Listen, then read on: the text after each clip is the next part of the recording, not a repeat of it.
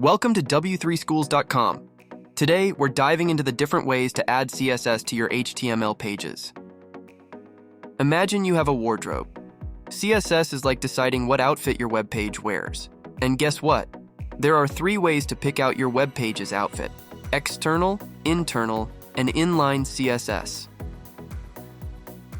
External CSS is like having a fashion designer tailor an outfit for all your pages. Change one file and voila, a new look across your site. Here's how you link an external style sheet.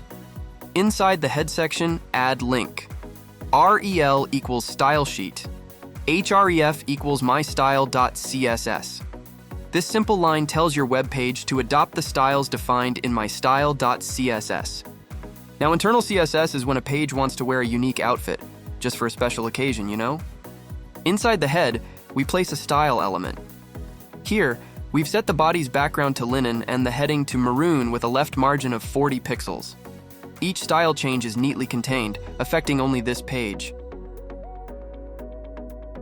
And for those tiny tweaks, inline CSS works wonders. It's like adjusting your look with accessories. Look at this H1 element. By adding style equals color blue, text align center, we've directly modified its color and alignment. It's a quick fix for individual elements. But what if styles clash?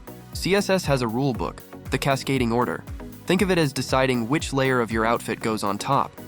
When we have both external and internal styles for the same element, the last one in the code takes precedence. If the internal style comes after the external link, it wins.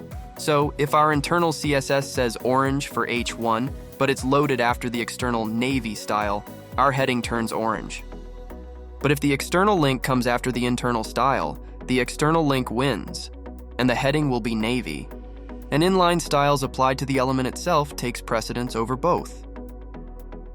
Like and subscribe to get notified about our latest videos. For more coding tips and tricks, keep it locked right here on w3schools.com. Don't forget to try out what you've learned in our interactive editor. Happy coding!